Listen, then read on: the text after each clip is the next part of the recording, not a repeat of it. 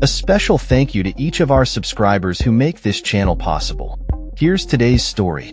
In a strategic move to bolster her campaign, Vice President Kamala Harris has intensified her outreach efforts in battleground states, particularly targeting disenchanted Republicans as she competes against former President Donald Trump for the White House.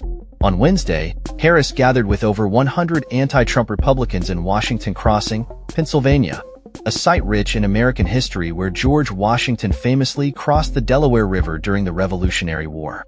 This event marks a significant effort by the Democratic presidential nominee to appeal to a segment of the electorate that may feel alienated by Trump's leadership and policies.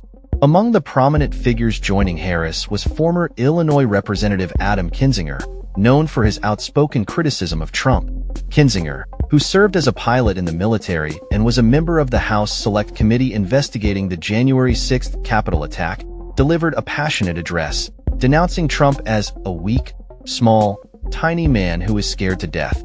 His presence alongside Harris underscores a growing coalition of Republicans who are willing to cross party lines in support of her candidacy. As the clock ticks down to Election Day, Harris and Trump find themselves in a tight race, particularly in crucial swing states. Recent polls indicate that the two candidates are neck and neck, with both campaigns focusing heavily on voter turnout and engagement in the final weeks. Harris's campaign is not only looking to gain the support of anti-Trump Republicans, but is also ramping up efforts to engage black male voters, a demographic that has historically leaned Democratic but has shown signs of discontent in recent years. The vice president's outreach strategy aims to solidify her base while simultaneously attracting those disillusioned with Trump's presidency. The event in Pennsylvania also featured endorsements from several former Republican officials, including former Representatives Barbara Comstock, Jim Greenwood, and Chris Shays, as well as former Georgia Lieutenant Governor Jeff Duncan.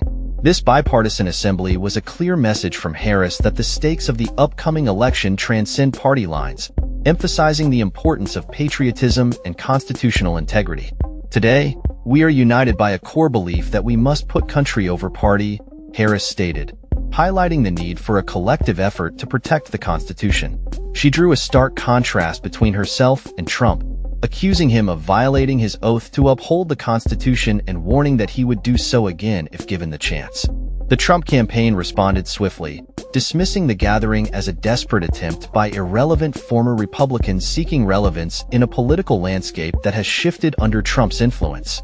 Spokesman Kush Desai labeled the event pathetic, asserting that these former officials would be abandoned by Democrats once they no longer served a purpose.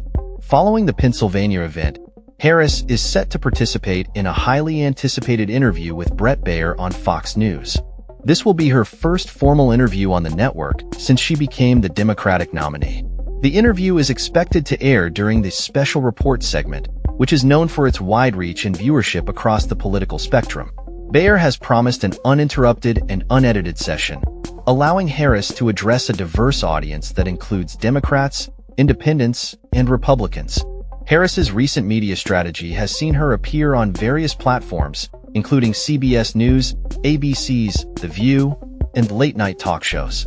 However, her upcoming interview with Baier is notable as it represents a willingness to engage directly with a conservative audience, which could be pivotal in swaying undecided voters in the final stretch of the campaign. Political analysts suggest that Harris's decision to appear on Fox News reflects a strategic shift as she navigates the final weeks before the election. Veteran Democratic strategist Chris Moyer commented, "She knows there are going to be hard questions. She can handle those." This interview marks a significant moment, as it will be the first time a Democratic presidential nominee has sat down for an interview on Fox since Hillary Clinton in 2016. As the election approaches, both campaigns are ramping up their efforts to connect with voters and address the pressing issues facing the nation. With Harris's coalition of anti-Trump Republicans and her media engagements, the dynamics of the race are shifting, and the outcome remains uncertain as Election Day nears. The stakes are high, and both candidates are keenly aware that every voter counts in this pivotal moment in American democracy. That's all for this story. We upload videos every day covering many different subjects, so hit that subscribe button to stay informed. Thanks for watching.